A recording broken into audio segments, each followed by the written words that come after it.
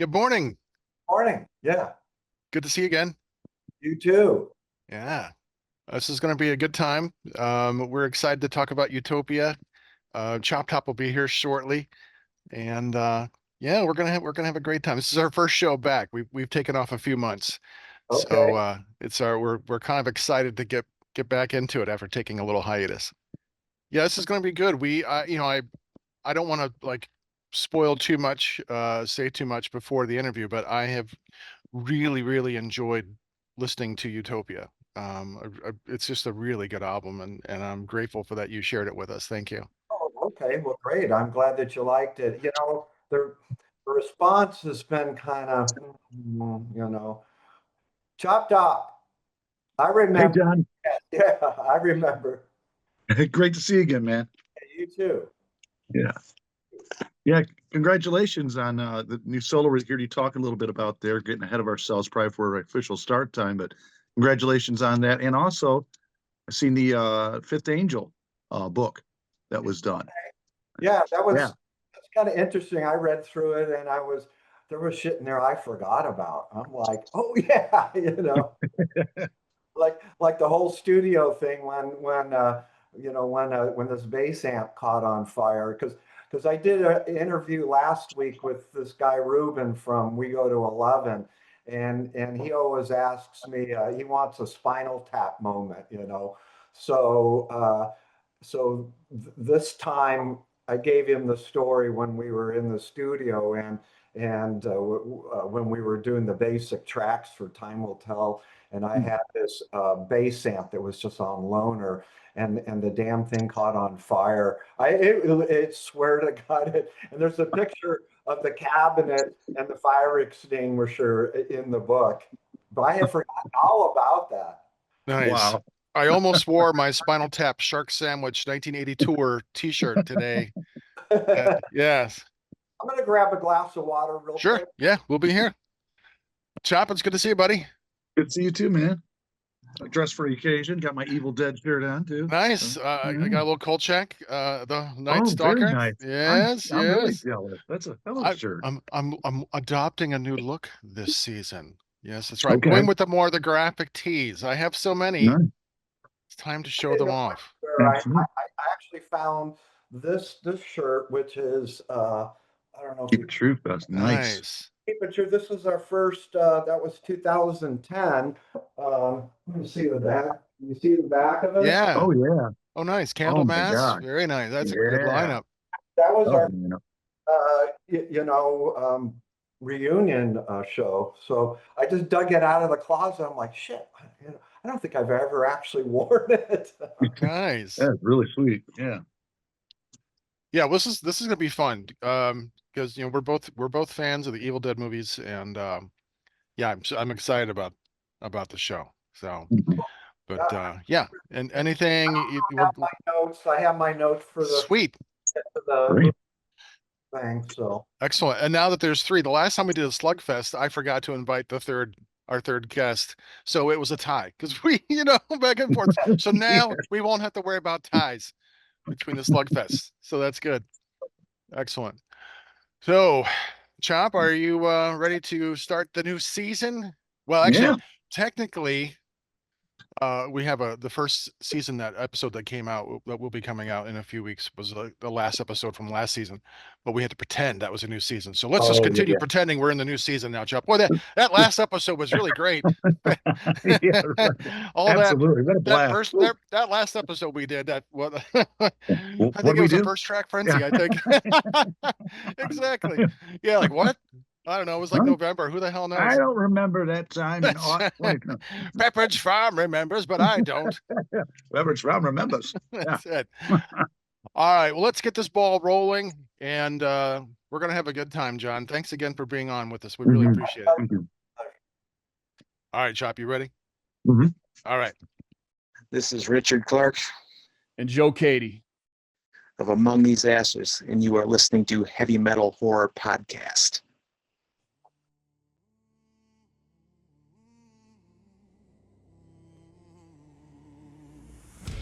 I am Montag, master of illusion. What goes up must come down, but not always. Yeah, this is Choptop. Keep it true and stay heavy. And you are watching and listening to Heavy Metal Horror. Oh, kitties. We want to welcome John Macko of Fifth Angel back. John, thanks for coming back on Heavy Metal Horror. We've got all kinds of great things, but welcome back. Thank you, and I'm so glad to be back. Yeah, it's awesome. I appreciate the connection and reaching out, and so excited to listen to the album.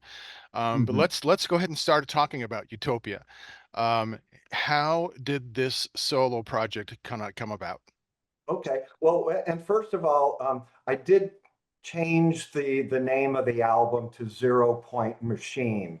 Oh, Yeah, now there is a song called Utopia, but I ran into a little problem with originally calling it Utopia, so I had to kind of like start over and name it, because I found out that there's like a million bands out there that are using the name Utopia okay. for not only songs, album names, Name. and bands. Oh. When I first did the release on the streaming platforms, the song was, and I just did a single for the song Utopia, but it was connecting to other bands. I'm like, oops. Okay. So I had to pull that release and start over and come up with a name, that was unique. And so I wound up with 0 Point Machine, because there is no other bands using that name for a band, an album title, or a song. So if you search, it's going to come up. Okay. I like that. There you go. Well, because it is such an unexpected album, especially after on the heels of the last Fifth Angel album, which I think was just incredible. Yeah. And because the opening track, I was like, wait a minute, what is I know. it's like electronica? I'm like, and like kind of a like what is this? And I'm like, okay. And then the female voice, I wasn't, I didn't do any research. I go in all new listens without doing any research, because I just want to be surprised. And I was just like, wow. I was like, okay. And then track 2 comes in, which is a much more ethereal and darker, and there are elements of like prog and all kinds of things in this album. But so let's go back. I'm kind of jumping ahead of myself. Um, how did you get this group of musicians together to do this project? Well, uh, well, in a nutshell, I started this project about a year ago, and while there was, Fifth Angel, we didn't really do anything at all last year. So I'm like, well, what am I going to do? So I kind of went through my catalog of musical ideas that I've written. Some I wrote for Fifth Angel that didn't make it on the last album, and others which just completely didn't fit. So, but I wanted to do something with them because I thought, some of these ideas are really good. I got to do something with them, and time isn't on my side. So I just made a conscious effort at the beginning of last year that, you know what, come hell or high water, I'm going to do this damn thing. I don't know how it's going to turn out. I don't know if anybody's going to like it, but God help me, I'm going to do it. And so, of course, I was already had in mind that I was going to use Ken. Ken's a big fan of my songwriting. For whatever reason, he loves everything I do. So I had Ken on board, but of course that was it. Mm-hmm. I knew I had to assemble a team, but I was like, well, who am I going to get to play on this? And of course, I could put a ad out there or just on Facebook say, hey, I'm looking for a singer and guitar player, for a side project. But I didn't do that because I knew exactly what would happen. I would just get all of the 80s metal guys, which is fine, but as you guys have heard, this is not an 80s metal record. No, not at all. And Yeah. just on purpose, I just did not want to do another 80s metal thing. Yeah. I wanted to do something that guys my age weren't doing. And then so I knew I had to find other people, but I really didn't know. I was kind of like, shit, man, where am I going to find these people? And really, I got things started with Jacob Hansen, and I had talked to Jacob before I even started on the project, and I had sent him a couple of some demo ideas of instrumental stuff, and he dug it. He said, John, he goes, I'll mix and master it. You just let me know when you're ready to do something.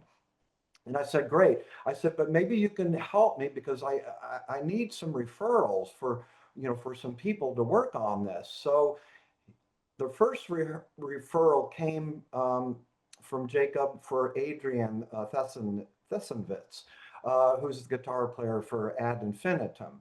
Oh, And okay. my wife had just seen them play like the year before, and I thought I was really impressed with. He's a kid, he's like 29 years old, and so I got in touch with Adrian through Jacob, and very quickly started working with him, and really quickly found out like how gifted this young kid is. I mean, he could just do it all. He was doing the keyboard, sound effects. That's what I actually first hired him for. Then he's like, "Hey John, do you want me to do some guitar work?" I'm like, "Sure, why not?" And then hey, do you want some help with like some arranging and stuff like that? So once I started getting him more and more involved, I realized how that he was going to become a key member in this project, and of course take it in a more modern direction, which is that's what I wanted to do in the first place.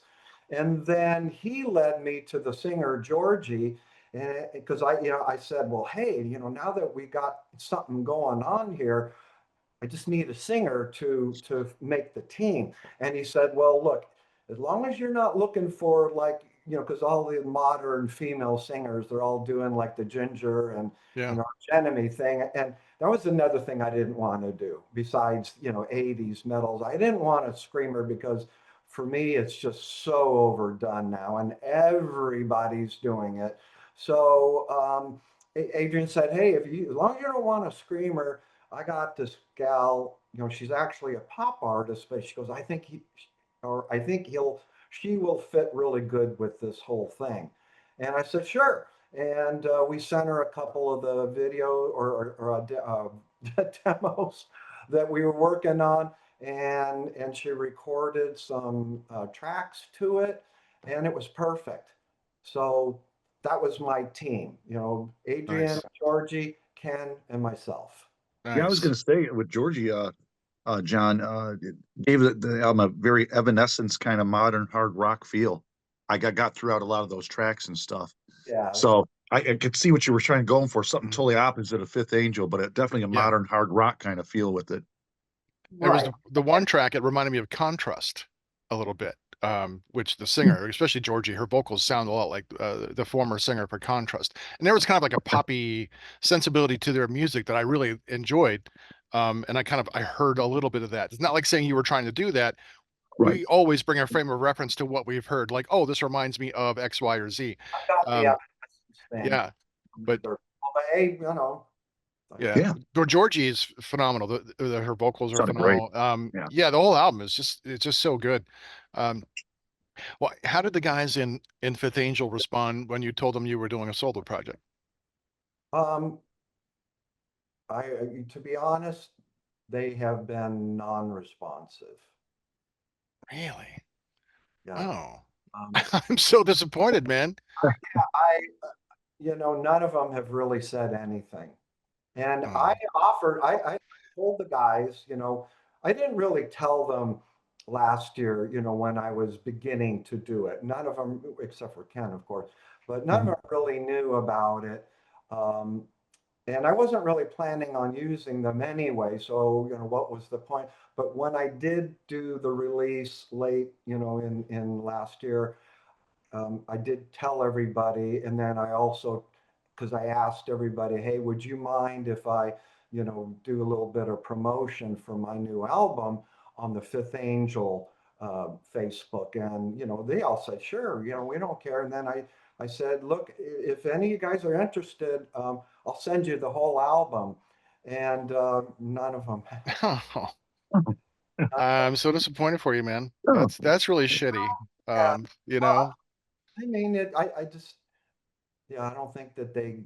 Now, of course, I've been posting, the video.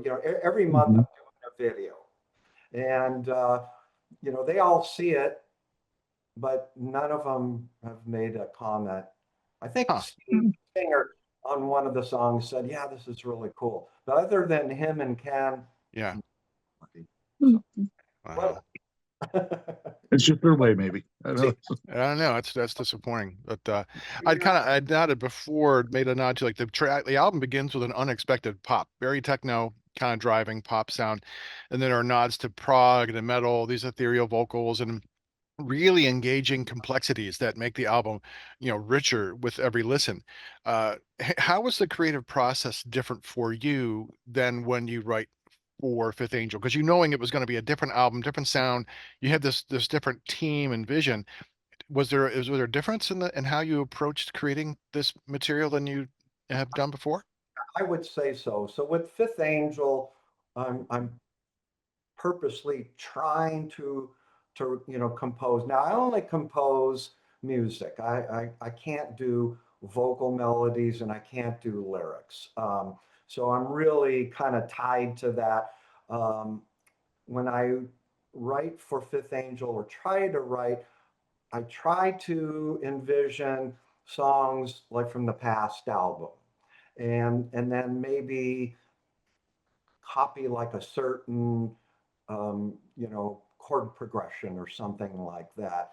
And sometimes it works and sometimes it doesn't. But with this album, I really tried. Well, first of all, I just had this collection of song ideas uh, that that were either submitted for Fifth Angel, didn't make it, or ones that I had been writing coming from my other influences. So as you listen to this album, Mark, you'll notice that, okay, well, it starts off this way, but by the time you get to the end of the album, it's a totally different album. It is. It is. Mhm. Yeah. Yeah. Now that's not by design. I didn't plan that. To be honest, I didn't really have a plan. I just sort of, winged this whole thing. And some of the songs developed a certain way, and others literally went 180 degrees. Now, like Singularity, the instrumental, for example, I I wrote that. really like that. Yeah, Yeah. thank you. I wrote everything, including the drum parts. That song, I would say, other than because Steve Conley played most of the lead work on that album, and then Jim Dofka from When Angels Kill, he did like the center section. So other than composing their leads, which I didn't do, but I composed all of it. So that song was pretty much the way I designed it. Also, the song that was before Violence. I wrote all of that music. It's pretty much, and Utopia are pretty much the way I wrote it. But now some of the other songs, like um, Worthless, um, No Way Home, some of these other songs, Beauty of It, those songs started out one way and then totally went a different way. And that was like Adrian mostly because, for example, on Worthless and the Beauty of It, like if I played you the original, you'd be like, wow, that doesn't even sound like the same song. But the but he kind of took like the meat of the song because those songs had a real strong 80s influence. And I mean, even if I try to write something modern, look, you can't take the 80s out of me, Yeah. Yeah. that's just Sure. what it I is. get it. I get it. So so so Adrian, when I sent him those in my original demo format, he came back, he said, "Hey, John, you know, these are ideas are really cool, but," he goes, I can really hear doing a different, more modern spin on it." I said, "Knock yourself out." And then he came up with just like a whole new version of the song, still kind of keeping the essence of the body of the song, but it then turned into something completely different. So that was the not planned part of it. So I had some of these songs sort of going down the road of what I originally had in mind, and some of them just going completely in a different direction. And honestly, and then once Georgie put her vocal on top of these songs just become a new life. They just and they go from, from here all the way up to here. And honestly, I didn't give a shit. Well, I don't care. It's like, who cares? It's like, okay, so now, like, I only wrote like half of the song, but I don't care. The bottom line was that I had really good songs. I don't Yeah. care who wrote what, whatever. I just wanted an album of just great songs. Yeah. And the And collaboration seems to have worked in the album's favor from going, because diversity brings more thought and ideas and things, ways to approach problems. And you certainly had that breakthrough in this, you know. Yeah. So what about doing this solo project has been the most satisfying for you, John? um, the most satisfying is just the end result. The- I can sit down and listen to this whole album and still just go, God damn, that's these, it's like that song is so cool. That song is so cool. And I love it because it's not boring. Now, whether it's Mhm. your cup of tea or not, nobody can say that it's boring or that the whole album sounds the same. Yeah, every track is different. Like I said, I was really surprised by the opening number because I'm like, it was like almost like a little like dark wave, like She Wants Revenge or something like that. At first, you got this kind of poppy instrument, like wow. Oh, then it kicks in. I'm like, oh, okay. I'm getting this really kind of a, industrial kind of synthesized sound. I'm like, oh, okay, that is a real departure. But then the second track comes in, I'm like, oh, okay, because there's an emotional up and down of Yeah, this album that pulls me in, yeah. and the complexity of the instrumental track, and the last song is a phenomenal last song, the way to end this album. It's just a really great album, top to bottom. So kudos to everyone on the album. And that's probably the most satisfying thing. Nice. I would be remiss. I mean, we talked about several tracks, but do you have, or I guess I should say, what is your favorite track on the album, and what makes it your favorite? Hmm. Boy, it's really it's pretty tough because some of the songs, what I like about the songs is that each song evokes a different emotion and Hmm. feel. So I think depending upon, you know, maybe what kind of a mood or whatever, I don't know. I guess if I had to pick something, maybe like Utopia or Violence. Okay. Um, Violence reflects. It's probably the lead. I don't know. It's probably not one of the more popular songs, but Violence sort of comes from my um, progressive uh, background Hmm. because in the 70s, I grew up in Southern California with a couple of other local musicians that, we all lived on the same block and started our first band. But, we used to listen to, we weren't really listening to what everybody else was listening to at that time. And we would listen to a lot of bands from Europe, like Yes and Genesis and Gentle Giant and Italian bands. And then during that time, we also were into the jazz fusion, which was like Return to Forever. And I was really into Mahavishnu Orchestra and Yeah. John McLaughlin, and still to this day, you just love that. So Violence, if when you listen to the beginning of Violence, it starts with the 12-string guitar. I basically just ripped that off. That's just like I ripped that off of John McLaughlin.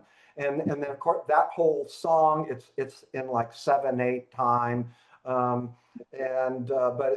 I blended that, that jazz metal with metal, and so that song is really cool. And then at the ending, there's a little classical guitar piece that goes out.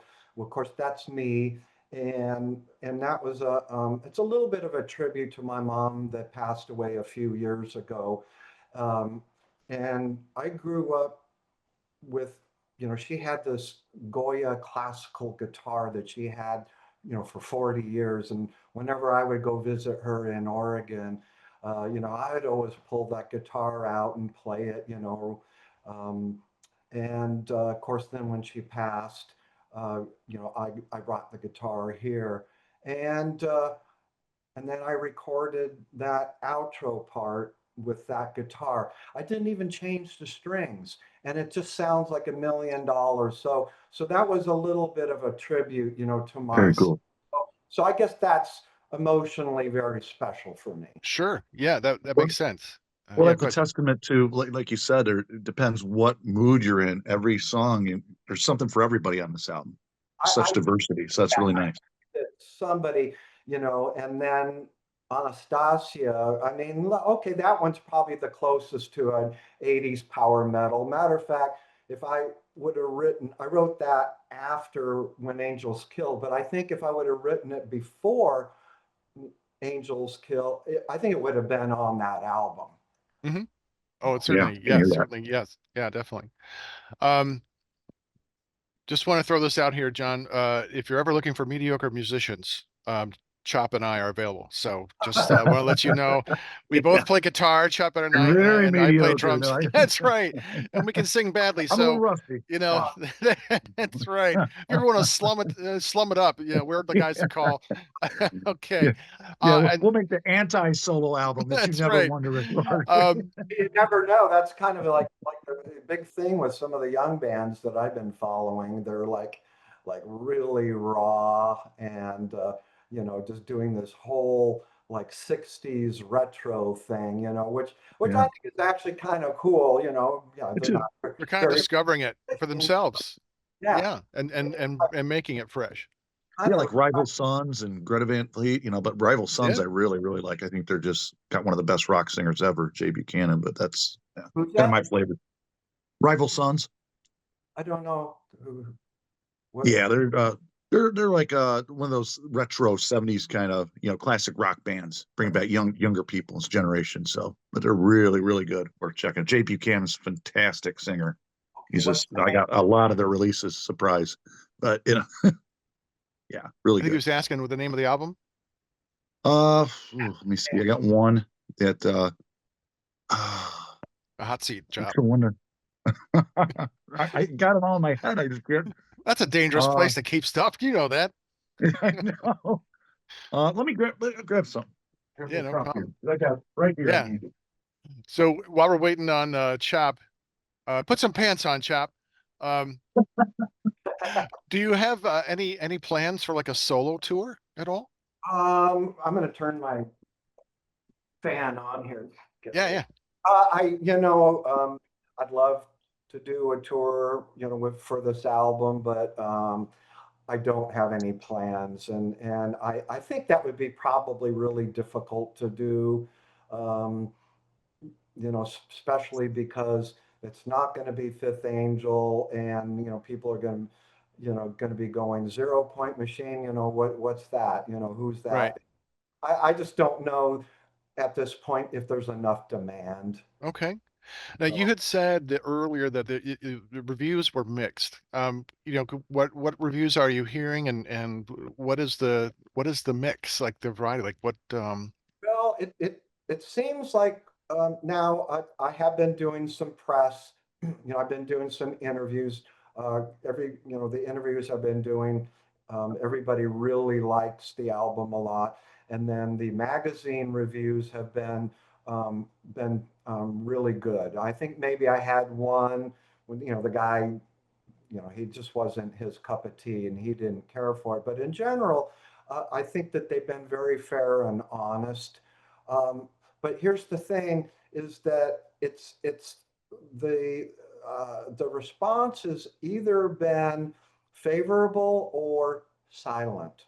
Hmm. So I'm just seeing silence. Yeah, Okay. silence. So I don't know Oh, how to take that.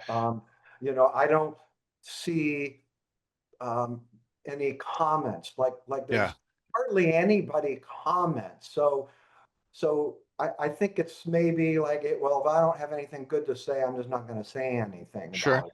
I don't think it's flying with the Fifth Angel fans. I sure. think they're Okay. kind of like, what the f is John doing here? Huh. That's my Well, they need to get the whole album listened to. I can see if Absolutely. that first 30 seconds is a little confusing, yeah. you know, and I get it, but you listen to the whole album, and like I said, every song is different. It will take you all kinds of places, and it's such a good, strong album because of its so many different sounds. It's not Mhm. boring at all, as Mhm. you said. It's and it gets better with repeated listenings because you hear the complexity, you hear things you didn't hear before, and that's the true hallmark of a great album, I think. And I think that probably that was probably my second mistake is I probably should have not started the album with that song. I should have maybe snuck that more like in the middle. Yeah, if I had to go back and do this all over again, I would have rearranged you know, the album listening because I think yeah maybe a lot of people they listen to that first song and they're like and they probably just assume that the whole album Yeah. is going to Y- sound like that and Yes. and unless they like that song they probably just go nah, you know, fuck this, you know. Yeah. It's very possible that Yeah. people, yeah. No, Hey, I totally John, agree. didn't mean to interrupt, fellas, but John wanted a couple album titles from that Yeah, band, yeah. Rival Sons. This is Pressure and Time. This is a really cooker. This is a hell of a great album. One of my favorites on their catalog. This one's Before the Fire. Rival Sons, yeah, I've heard of that band, yeah. Yeah, man, I dig them quite a bit. Just they got a whole 60s, 70s vibe. There's psychedelia, there's blues, classic hard rock elements. It's the total picture. And then you got this phenomenal singer, Jay Buchanan, who's just like, what a set of pipes this dude has. It's incredible. Of course, you know, that was the key, you know, any of the music that we all grew up, you know, they all had just amazing singers. Absolutely. And Yeah. those are tough to come by nowadays. Yeah. Mhm. Yeah. Well, and of course, not finding the singers that sound copycat of everybody else too. They have their own Yeah, original flair. That's hard. Yeah. that's Yeah. like almost impossible. Right. Uh, well, I certainly hope that more people get a chance to listen to the album, Mhm. John, and I'm looking forward to maybe if Fifth Angel, their next album, then maybe we get to see you somewhere north where we live, up in the Cleveland area. It'd be really great I'd to love see you to. live and to get Mhm. to meet you in person. That'd be great. Yeah, Um, yeah. You know, I was just on my last interview with Ruben. You know, we were kind of talking about, you know, he's like, what about? He goes, I know you guys do a lot of European, and we do have a European tour. It's almost completely booked. There'll be an announcement in a couple of weeks for early November. oh, You know, nice. a 2 week Cool. European tour. But he was also saying, well, you know, what about a U.S. tour? And you know, I would love to do a U.S. tour. I think we have fans, but you know, but of course, touring in the U.S. is also has its challenges.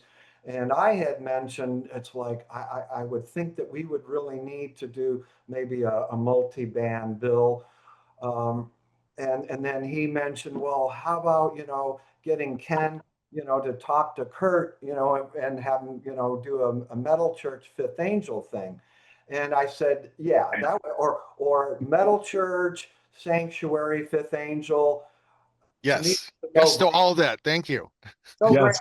right? So we Let's just make it happen, John. We're yeah, gonna. we need somebody to put that together because you know, I don't know. That would be a phenomenal bill. Yeah, that would be Man. awesome. Yeah. we've actually got a Slugfest coming up. We're doing a couple Metal Church albums. Spoiler alert, coming down the road. So, Yeah. but speaking of Slugfest, we're going to transition now into the Mhm. second part of why you are here, John. And we had such a great time with you before we interviewed you. And Mhm. now Thank you. you're coming back as a co-host. You're going to be doing a Slugfest with us. And John's pick for Slugfest today, we're doing a horror Slugfest. We are doing Evil Dead 2 versus Army of Darkness. Yeah. That's right. Um, here's how it works. Just as a reminder to anyone who's joining us for the first time, Slugfest is like a boxing match. We are going to be comparing two movies or albums, two movies, like one track at a time or one element at a time. We're going to work our way through all 9 rounds, and at the end, we'll see who the winner is. And we're each taking turns talking about that. So, and you're going to hear a really awesome sound, and this is what it's going to sound like. That's right. I know it's amazing. That will be the round. So we're going to introduce, and we're going to go. Chop will go first, and then John will have you, and then I'll finish each round. So, Chop, round one is story or plot. Mhm. So, round one, ding ding. Take it away, Chop. Yeah, I think as far as the story, I mean, basically Evil Dead 2 is just a rehashing of Evil Dead 1. It's a remake of it overall. Same kind of script, same, everything going on there. But I do believe that I do appreciate I don't know, it seems like it's a little I'm more isolated, and I think the budget was obviously higher and stuff, but that's for another thing we'll talk about. What Army of Darkness I appreciate was like he actually sent to the medieval times in a mission to reclaim the Necronomicon before it can gets in the wrong hands and they get dead army together. But yeah, I think for me the story plot it's going to go to Evil Dead 2. I know it's a rehash of Evil Dead 1, but it's so basic, but yet so terrifying. And there's so many different elements within that, and the things that happen within that cabin, which we'll get later to, is just makes it stronger for me. And it's actually I like it because it's horror comedy and not action or not action comedy horror kind of thing. So, yeah, Evil Dead 2 story plot will go to that. All right. Okay, John. Story versus plot, or a plot. Evil Dead 2 versus Army of Darkness. Okay, all right. Now I see how this works. Yeah. So yeah, so the story and plot. I thought now Army of Darkness is a continuation from Evil Dead 2. Mhm. And actually, I had just watched both of the movies this morning, and I picked something, I've seen both of them, before, but I did pick up something in Evil Dead 2 that I had never noticed when she was leafing through the pages of the Necronomicon, and there was a photo of the portal and Ash when he's in the Army of Darkness. I never noticed that before, so I was like, oh shit, yeah, you know. So really, the plot is just a continuation of the story of Evil Dead 2. It's just sort of like Evil Dead 2 Part 2. Um, so, which one is better? It's kind of like they're just part of the same story. So I would say maybe it's a standoff or um, it's, I would say they're both equal. Oh, Oh, I come draw. on, John. mean, Come on, Good for man. you, John. Good for you. I get harassed all the time by that motherfucker right I there. yeah, okay, we're gonna say it's a draw for you. All right. Draw for you. Good for A you, draw. John. Damn All right. right. I might have one later No, on. you So won't, Chop. You will not have a draw. You son of a bitch. Why Um, not? well, I, that's funny. No, I love it. That's great. Um, I kind of agree with both your points. Evil Dead 2 has a lot of the same story. It's like a remake and a sequel. But a lot of those elements are there. Army of Darkness kind of goes off in a different direction. And so because Army of Darkness, at least it's all kind of original, as opposed to a remake. My nod goes to Army of Darkness. So because we have a split this draw, and Chop and I both have ones, we have a first draw. We got a draw right It there. worked out that way. Yeah, right down the Look at road. that. Don't knock Draw. it to fuck everything up, right?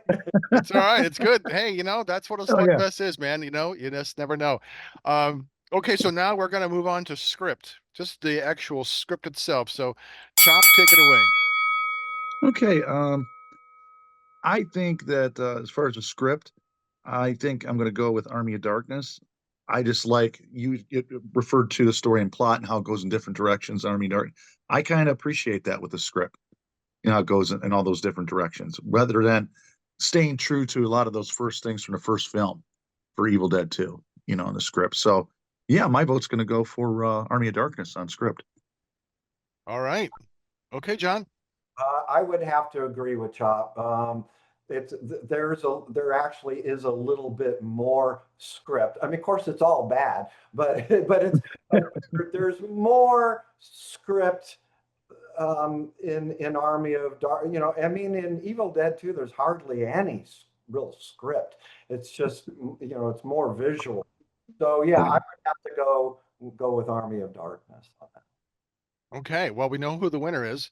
But for this one, what I liked, Army of Darkness, I watched it again, and it had been a long time since I'd seen either of the movies. I liked it a lot less this time, because it felt like they were trying too hard, like it was going really hard to be comedic, and some of the cracks were showing through. What I did like in our Evil Dead 2 was some of the humor they brought out. It was because I didn't like that was funny. Evil Dead, the original, was so terrifying and so horrific Yeah, for its time. yeah.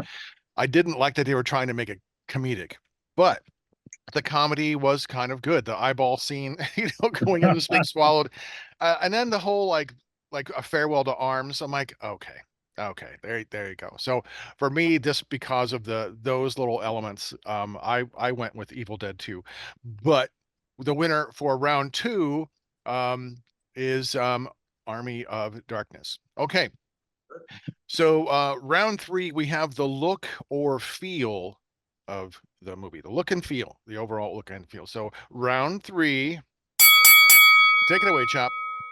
All right, look and feel. I mean, Evil Dead 2 it was intense. I remember the bright gore in it.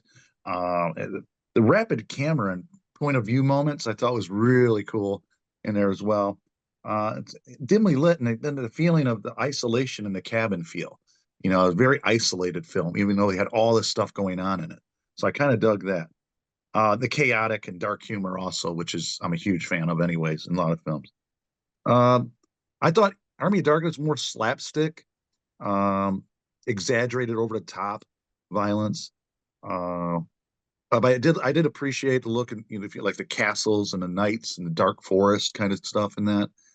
Um, but I'm gonna go look and feel overall. I'm gonna go with Evil Dead 2. I also don't think that Army of Darkness is really look and feel wise has aged very well, like held up over time. More, I still think Evil Dead still looks kind of wow, still for its time. Just the brightness, the gore, and everything else with it. So yeah, Evil Dead 2. All right. Okay, John. Yeah, I'm going to also agree.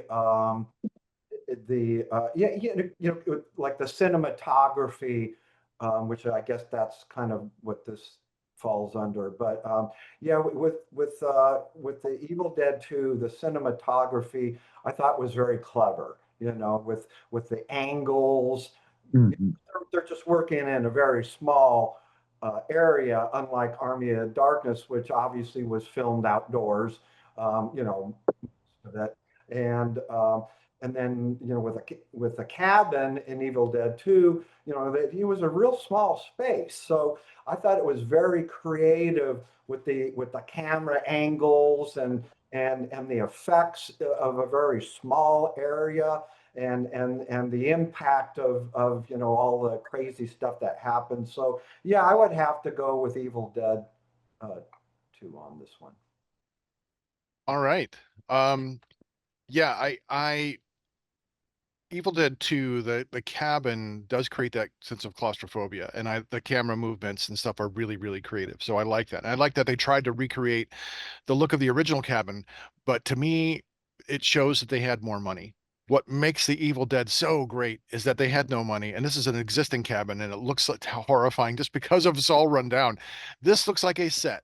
Now we've moved into a set, and so I'm disappointed with that. But Army of Darkness, like you said, it's shot outside. It doesn't look as it looks a little more, I guess, natural, but it doesn't mean it it looks cheaper, I think, on and in some of those shots. Kind of like watching the last Planet of the Apes movie, the Battle for the Planet of the Apes, just like they had no money and they're like, let's just put everyone in ape costumes and make them run around with Jeeps The outside. math. Yeah. Yeah, yeah, So for me, the Evil Dead 2 definitely has a better look because the cabin and the way it's shot and those kinds of things. So there's more of a engaging cinematic look to it. So all right. So, hey, round 3 goes to Evil Dead 2. All right. Well, that's fantastic. Mhm. So, all right. So, round 4, we have performances, simple acting performances in the movie. So, round 4, go Chop. Yeah, man, it's Bruce Campbell and Evil Dead 2 all the way. Just the physical comedy, the scenes where he's fighting with himself, taking off his, taking off his, locking off his hand at the because it got infected. He just beats the shit out of himself in that movie, and it's one of he's like the OG of all time for physical horror acting because he brings it the intensity, everything there he did himself, and it's just wow. He's an icon for a reason, and yeah, I just think, I mean, I do appreciate and like in Army of Darkness, I appreciate Embeth Davids. Davids is her name, the lead actress Sheila. Um, I like when she changes and stuff like that too, and I think that's a nice performance. She has a uh different kind of tone to her acting, but again, you could go with either. You couldn't go wrong with either one, but saying Bruce Campbell. But man, it's just there's some horror elements in Evil Dead 2, but man, there's some laugh out loud moments where he's just destroying himself, and it's just over the top, and it's so well done. And yeah, like I said, he's a legend for a reason. So Evil Dead 2 on performances for me. All Did right. he do his own stunts? I believe he did. I believe Bruce Campbell did all his own Okay. in those films. I mean, there might have been certain ones, Army of Darkness. I don't think he was, but I believe in Evil Dead 2 and 1. That's Okay. all his physical acting, his like Three Stooges almost kind of stuff, and Like Jim his Carrey. slapstick. It's very Yeah, slapsticky. Yeah. Yeah. He's right. very modern slapstick. Yeah. Yeah. Uh, So so yeah, I get now some of these things, like I wasn't exactly, because it's the first time I've done this and I haven't actually seen you guys do this. So some of these things I really wasn't quite sure. But when I listened to Chop Top first, then it's kind of like, oh, okay. So like the performances of the actors, obviously it's not real good in either of the movies. It's pretty bad, pretty cheesy. But I think um, if we were focusing on Bruce Campbell, and that would probably the fair way to do it. I have to look. Okay, so if not counting any of the other actors, but just on his performance between the two movies, and he does shit in both of them that I really like a lot. But mhm. I would again, I'm going to have to agree that probably what he did in Evil Dead 2 was probably a little more over the top. So is that a vote Excellent. for Evil Dead then? Correct. Okay. Okay. Just want to just make Correct. sure. Yeah. Yeah. You got it right, as Chop would say. That's right. Yeah, yeah, his performance is crazy good in both, and you're right. There's a lot of cheese in these movies, which is what makes especially Army of Darkness so fun. If you're in the mood for that kind of movie and you're Right. gonna have a good time with some friends, that's great. Um, there is more of a complexity in to his performance because of the story in Evil Dead 2, because there are the horror elements. Whereas by the time we get to Army of Darkness, we're in full on comedy mode, and it's more like "Hail to the King, baby." I mean, I love that line; it's a great line.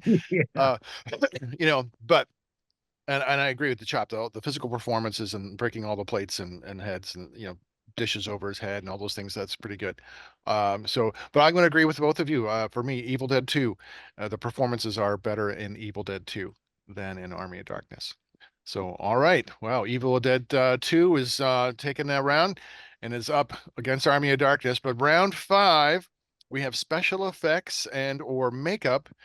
So round 5, take it away, Chop. All right. Special effects and makeup, you could go with either one because I really appreciate what both of them do is still staying true to practical effects, and the prosthetics as well. Plus, the stop motion animation in Evil Dead 2, I thought was really cool and kind of like something you weren't used to seeing, or you'd see maybe from it was nostalgic of a Ray Harryhausen picture or something. So I enjoyed those moments. And you had more of the same in Army of Darkness and all that. Um, but I just think the way it looks for me, it goes. I guess special effects can go with look and feel. We don't go there, but yeah, it's just the practical effects were so effective in Evil Dead 2. Really carried the story well. The effects of um, like all the animal heads and start they go crazy and start cackling and all that. Bruce Campbell just going off solo, doing all his stuff that he was doing, and those effects, with his hand and I just really, really enjoy the effects and makeup more so in Evil Dead 2. But that said, there's a lot to enjoy in Army of Darkness as well. But Evil Dead 2 will get my vote in that. All right. Okay, Well, John. vote on Army of Darkness on this one. I just thought overall there was just some more cool, fun things. Of course, the stop motion stuff, and there was actually more of it in Army of Darkness. But I really liked in Army of Darkness the whole windmill scene, when he goes into the windmill. There's so much like like crazy stupid shit that happens in the windmill. and Yeah. and of course it actually both of these movies, and for whatever reason, they decided to go this way. I mean, it is classic slapstick, and both of them have it. But what I really liked in Army of Darkness is that there's some Three Stooges stuff in there, with the, oh, with that, to me, That's that's great. a big Stooges fan. So when they put in, with the skeleton, he's fighting with the skeleton, and he's doing, the Three Stooges stuff. To me, it's just That's hilarious, excellent. and of course there's and then the scene where he's in the graveyard, trying to get the book, and a lot of that stop motion animation, but yeah, so Army of Darkness kind of gets the win on this round for me. Nice, nice. Yeah, this one was tough because they both have really great special effects. So they both do very Mhm. different things with them. They both employ special stop animation, because we have all the little tiny, like little demons and the, running around, the little tiny ashes and all those things. The skeletons, which, watching, it's like two steps away from some guy holding up a skeleton from a high school biology classroom kind of thing. Um, so this one I had to like go back and like think about it and watch some of the things again, and it's a very narrow one for me. But Evil Dead 2 takes it for me because although I agree with all the slapstick stuff, I agree with all of it. There are more like gruesome and more horrific makeup effects in Evil Dead 2, and I like the scene with the portal opening and the tree coming in there. All these really like large scale effects that were really impressive. So yeah, Evil Dead wins it for me in that round. So, all right. Um, okay, round 6 is music, score, soundtrack, etc. So round 6. Okay, Chop, take it away.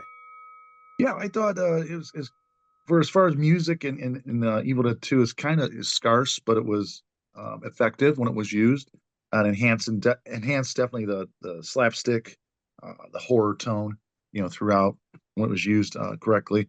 And the same guy who did the score for Evil Dead 2 did Army of Darkness score, but also got some help with Danny Elfman on the theme song for Army of Darkness. So I thought that was really cool. And what's interesting, I think there's more music. Lets the movie breathe a little bit more, the score for Army of Darkness. I do agree that Evil Dead 2, as far as for the tense moments, those horrific moments, discordant kind of sounds and everything used for musically, it's effective. But I really liked how the score through Army of Darkness lets the movie just breathe a little bit more, and it sets the tone for it as more of an action comedy horror. So yeah, Army of Darkness will go for me. All right. Okay, John. I would say Army of Darkness.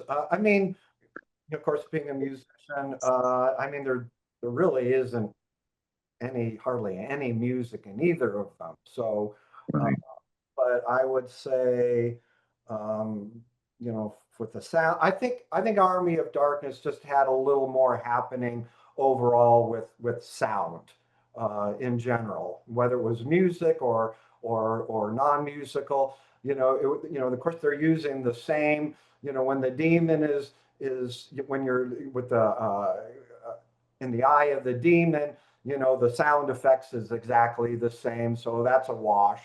I think it was really kind of a wash between both of them, but I think in general, Army of Darkness just had a little bit more depth. So Nice.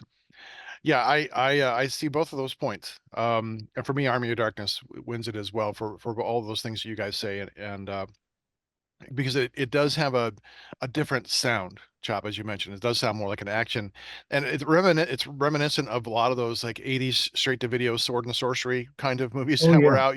that's a You get great that, point. Yeah. yeah, you get that kind of more of a symphonic, majestic kind of it's not straight horror kind of riffs. And so there is a little bit different kind of element to that. And so because it's a little different, it does set the tone for what it's trying to do. Then I definitely want to go with Army of Darkness for round 6. All right, so 2/3 of the way through Slugfest. For those of you who are keeping score, we've got Army of Darkness with 2 and Evil Dead 2 has run 3 rounds, and we have a draw for round 1. So, all right, so round 7. This is memorable scenes or lines. Oh, round 7. Take it away, Chop. Yeah, there's just a plethora of these in both films. It's just such a blast. But of course, Ash with an Evil Dead 2, the possessed hand, beating the shit out of himself, kind of, severing his hand. And when he's saying, "Who's laughing now?" Taking off his hand or whatever. The laughing objects, I said, like the deer head and cackling and the way it's directed with that. And then one of the scariest is the demon witch or whatever, the deadite under the cellar going, "Dead by dawn, dead by dawn." Mhm. It's like, oh my gosh, it still creeps me the hell out. I love that. And then, of course, when he's like, when he has that line, he's like, "Groovy," like that when he, and it's classic Bruce Campbell. yeah, But then an Army of Darkness, you got, "This is my boomstick," it does all that. And then shop smart, shop S smart, That's right. you know. I love that line. And of course, Mark, you alluded to it, "Hail to the King, baby," and all that. The miniature ashes were awesome. You did too, fighting them out with them, pouring that hot water down his throat to kill one. Um, yeah, it's just, and then he's working at S Smart again. He defeats that deadite in the store. That's another memorable scene, I thought. Man, this is so either one. This is where I said I might make a call. you're gonna do a draw also. Yeah. Chop is doing a classic draw. Oh, That's right. you It's son of good a to be the bitch. king, baby. Yeah. All right, so Chop took the easy way out. All right, John, what's your take? Well, for this one, for me, is pretty clear. Army of Darkness is the winner. I kind of had, most of the same points that Chop did in both of the movies. Evil Dead 2, the Dead by Dawn, of course, Dead by Dawn, and Yeah. then groovy. Um, but I also like the eyeball flying across Yeah. the living room. That's a good one. But there was another one that's really great is the chopped off hand, gives him the finger. That's right. Yeah, that's a great one. But to me, it wasn't enough. Army of Darkness, the ones that Chop mentioned, but there was also and of course he repeats the groovy again. So that was a repeat, which was smart. The shop smart, as smart. Look, you primitive shitheads. This is my boomstick. Of course. But another one that I never noticed, which is really good, is when his girlfriend, she gets turned temporarily into a witch, and she says, "I may be bad, but I feel good." Yeah, that's right. Yeah, that's a great Story of one. my life. Okay, that's the winner right there for me. But yeah, so as far as lines, those were the kind of ones that stood out. Army of Darkness, I love the whole scene when he's in the pit, and and then when he's fighting the witch in the castle, and he's like, "All right, let's do this." So, yeah, Army of Darkness, clear winner for me. Nice. Yeah, coming in third, the good thing, I guess, is you guys have covered everything that I would have mentioned too. All the great lines. I do love "Hail to the King," baby. I mean, I will just sometimes say that just to see who Oh, gets the did, reference. did anybody? I'm sorry. Did anybody come up with the "Give me some sugar, baby"? Oh, No, I forgot about, no, we forgot about that one. Yeah, that was classic. Yeah, he it's the said, baby. It was the whole leaning into the Elvis thing. yeah, he You said know, that a couple times, and then I think the Deadite King also said, "Give me some sugar, baby." Yeah. Nice. Yeah, there's a lot of the leaning into the humor allows them to kind of be that that way. And even though this is not the direction I would have taken the franchise in, I can appreciate it for what it is. I mean, they're having an awful lot of fun. But you're right, all those scenes are great in both of the movies. There's a lot here, and this was a tough one for me as well. But I went with Army of Darkness because there are those really fun scenes and lines that Mhm. you had mentioned, John. And I kind of love just the way he shows up, and even though it's like now we're into the fantasy kind of sword and sorcery thing, the comedy kind of takes over, and just a lot of great lines. So for me, memorable scenes, um, Army of Darkness. All right, so wow, we are winding up so quickly. Round 8 is the fear factor, true horror. So round 8, go Chop. Easy for me. This absolutely went to Evil Dead 2. I mean, yeah, because this is more of a horror comedy as opposed to an action comedy horror kind of thing. So the Right. horror element is it's just nothing scares me in Army of Darkness, but there are genuinely scary moments in Evil Dead 2. The Dead by Dawn stuff freaks me out. The reanimated wife of the professor, I believe, she's dead, or whatever. And she's a huge creature or like that. And then it just like blows her head out, but she's really creepy. When his girlfriend gets possessed, and he knocks off her head and all this other stuff. It's like there's some stuff that's genuinely terrifying within that. So yeah, and just the tone of it gets me more scared, I think. Yeah, there's laugh out loud. You're gonna belly laugh in both these because they're hysterical moments. But yeah, Fear Factor, it's Evil Dead too. Absolutely. All right. Okay, John. It's a no-brainer. Evil Dead 2. It's just, and yeah, it has some scary elements, whereas Army of Darkness, there's nothing scary about it at Yeah. all. That's clear. That's kind of a clear cut. Yeah, yeah. I agree with the both of you. Um, there is still some genuine horror in Evil Dead 2, and uh, as much as they mingle the humor and the horror, the horror is genuine, and I still love the end that when the portal opens up in the tree. It kind of reminds me of the horror of like was it Poltergeist? Poltergeist? Yeah, Very yeah. very similar to that kind of the sense, and the grotesque size of the woman who comes back to possess, and there's still some genuine gore and horror that's truly reminiscent of that, along with the humor. But yeah, Army of Darkness, we're straight out of comedy, and which is fine. It's just not a fear factor. So Right. Evil Dead handily wins round 8. And for our final round, it's rewatchability. So round 9, go Chop. Yeah, I picked Evil Dead 2 and this one as well. I think with Army of Darkness, my problem is it just doesn't seem to have aged well. It's definitely rewatchable again. You have to be in the mood for it though. It is definitely more of a comedy, slapstick, action-packed film, as opposed to if you're just doing horror comedy, I'm gonna go with Evil Dead 2 any day. So yeah, it was kind of easy, kind of not, but in the end, I had to mull it over quite a bit. But I'm gonna go with Evil Dead 2 for rewatchability. All right. Okay, John.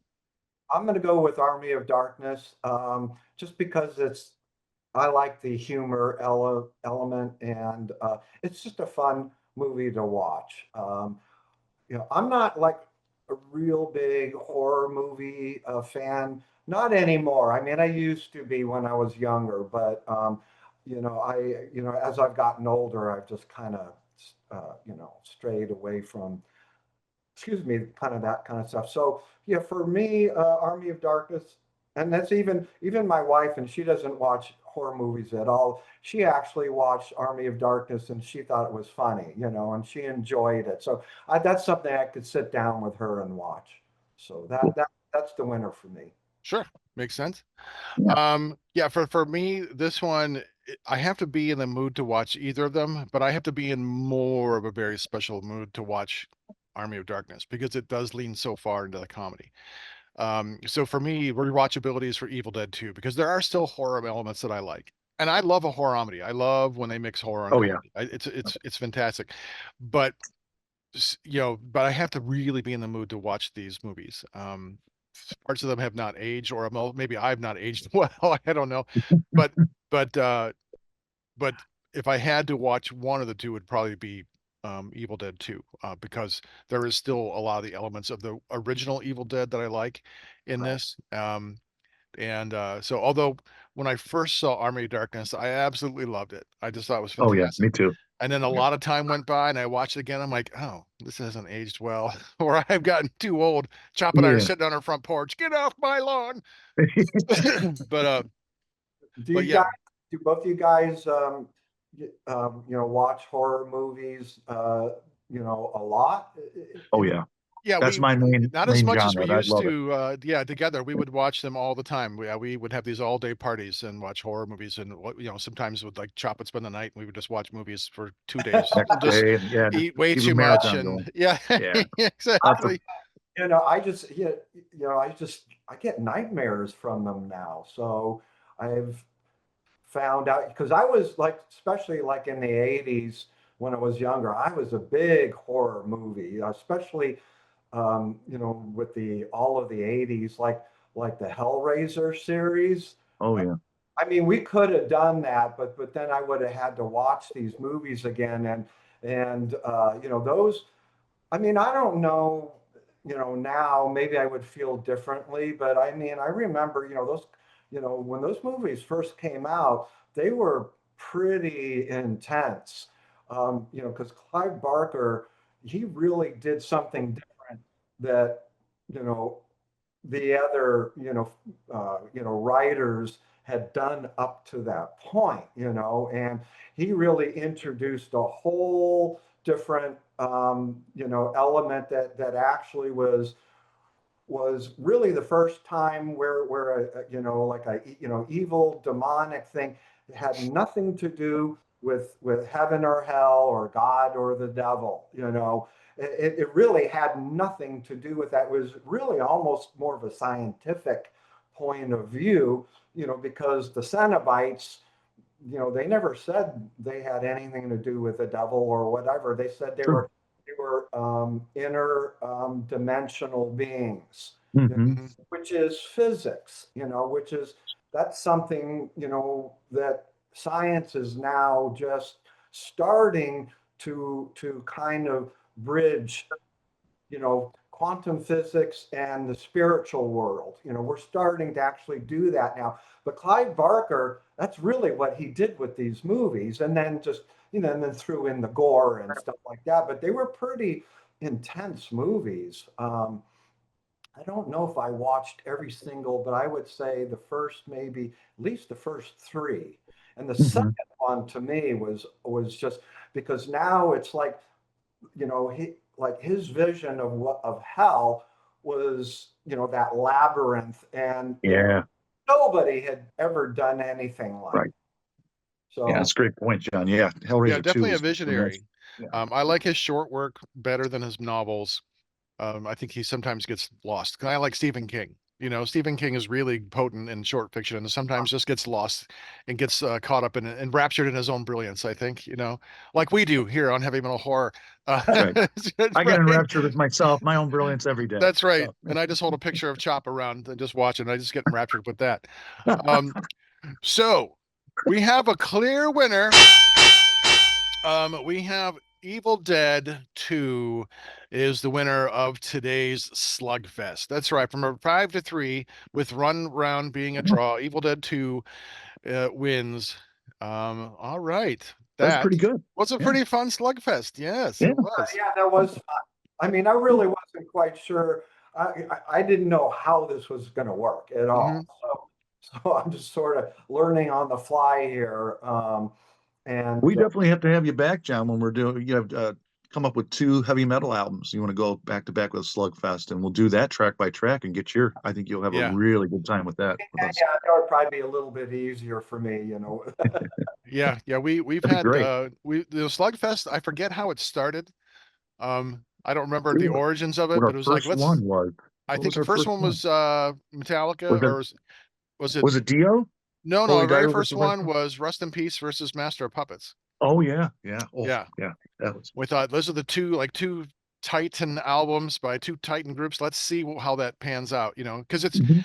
I like Rust in Peace, but Master of Puppets won out in the Slugfest because you're just looking at it one track at a time, one track versus one track. Yeah, And that how they line up can really, change how you look at them. So yeah, Mhm. yeah. We've got some really good Slugfests coming up, kids. That's right. We do all the Yes, time. that's right. Very excited about that. I don't want to spoil it.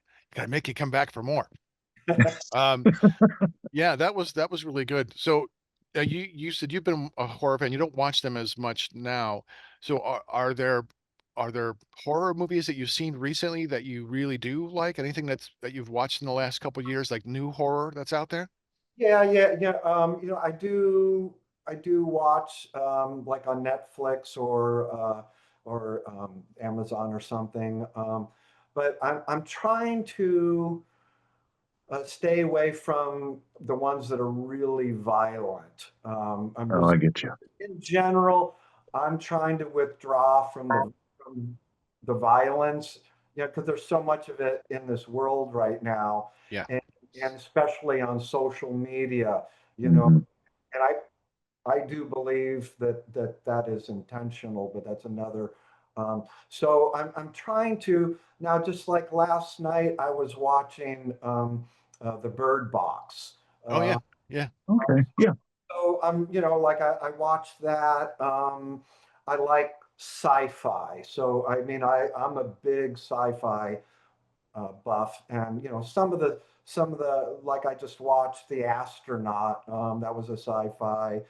So I kind of leaning, and I'm kind of a nerd anyway. Like I'm a space nerd, and so I just stick more with the sci-fi, or maybe sci-fi slash horror movies that focus more on psychological instead of just physical gore. I'm just trying to stay away from Yeah. physical. Hey, Okay. John, did you watch the series on Prime, Fallout, based on a video game? That's really, Uh, really good. I I really enjoyed it, and I mean, when I've looked at it, but I thought it looked kind of cheesy, but I don't know. Maybe it's It's really gotten a lot better. Season 2's been phenomenal. And yeah, so check that out if you get a chance. I don't think I've watched anything new. if you're looking for really good horror without violence, I would go with like The Witch. Is Yep, I watched that. yeah, That was so well made. yeah, Yeah. really good. And then like a lot of the foreign horror. We love a lot of the foreign horror, like the Wailing stuff that comes out of South Korea. Um, Oh. and I'm going to recommend, it's a comedy horror. This past October, every October, my wife and I we watch a horror movie every month, every night of the month. And so this year the theme was horror-omedy, so like Shaun of the Dead and things like that. So I recommend, it's a Japanese movie called One Cut of the Dead. Have you heard of that? No, Juan? One cut, like a cut Of the slash Dead. one cut of the Yeah. dead. Um, it is phenomenal. Just I don't want to spoil it. It's worth watching, and just stick with it. It is really phenomenal. Yeah, really, really good. Have you guys, either one of you guys seen, it's a David Cronenberg movie called Crimes of the Future? No, I I've did seen a not lot see of that. Cronenberg, but not Crimes of the Oh, Future. what?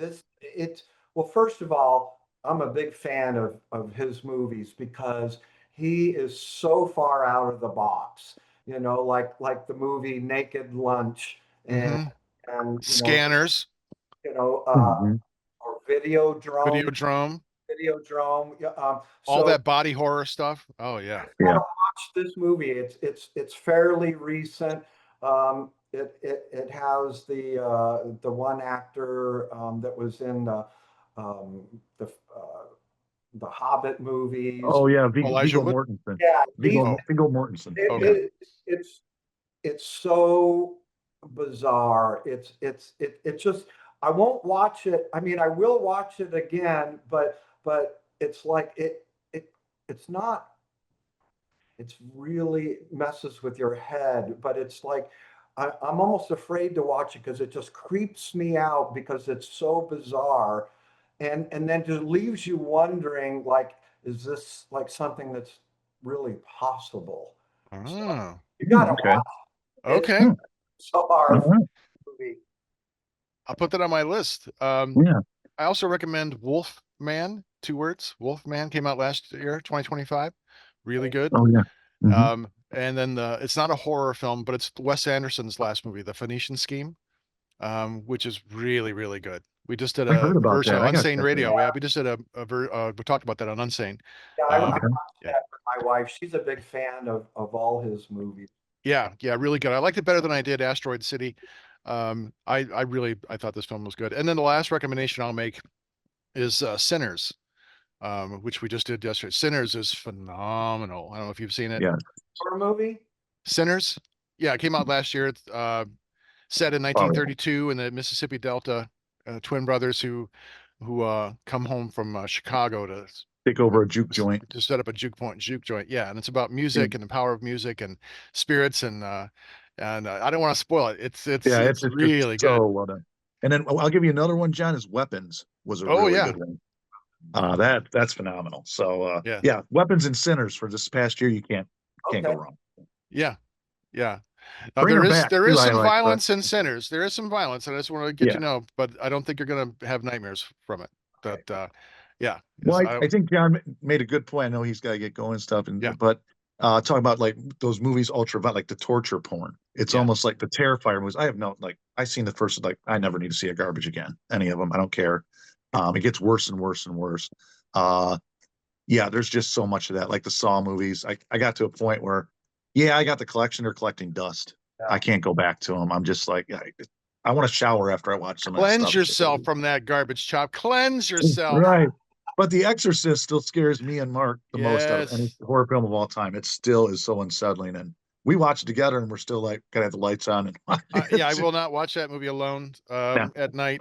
No. But Exorcist 3 is still, I just love that movie. Absolutely yeah, love that movie that's such a too. good one. So, well, listen, John, we know you gotta get going. Yeah. Thank you so much Thanks, for John. being on Heavy Metal Horror with us again. We'd love to have you back for another Slugfest, and give us an update when the next Fifth Angel album comes out, or if you just want to hang out, that would be awesome too. We'd love to have you back anytime. Thank you so much for having me on the show. And if I could just make a quick plug. I So was going to ask, where can we find your album? for those that would like to listen to the album, it's on all the streaming platforms. And you can go and you can do a search for either John Macko Music or 0 Point Machine, and it'll come right up. Or you can go to my YouTube channel. I've got 4 videos now, and again, that's just John Macko Music, and you'll be able to find it. And then I'll release another song each month until I got 4 more to go. So. Nice. Excellent. Excellent. Well, it's totally worth the listen. It's a great album. Absolutely. Yeah, and we're glad that you have it back. So we're going to get out of here now. You can find Heavy Metal Horror on unsaneradio.com. Listen to full episodes or download to your device. You can find us on Facebook, Heavy Metal Horror Podcast. On Instagram, look for Montag Lewis, one word. Our YouTube page, Heavy Metal Horror Podcast. If you're watching, that's where you're at. Don't forget to hit the like and subscribe button. And if you know someone who would like our show, tell about us. This has been Montag, Master of Illusion. Choptop. And our guest today has been John Macko. That's right. And you've been watching and listening to, okay, John, bring up the horns. Bring up the horns. Heavy metal Metal. horror.